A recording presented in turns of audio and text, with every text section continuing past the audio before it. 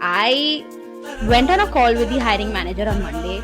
I gave the interview, answered all his questions.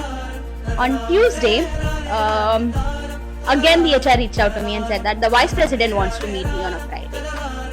I did that. I spoke to the vice president. The interview went very good, and guess what? I'm currently working with that company. So this is how luck really works in your favor. I'm really unnad anukondi. I think anything and everything in world can, happen in your favor.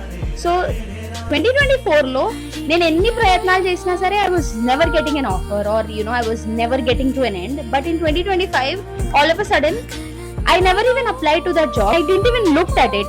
I was not familiar with that job opening, and someone reached out to me and I got it. So ante ala untadi how the universe wants to land you to the correct place anamata.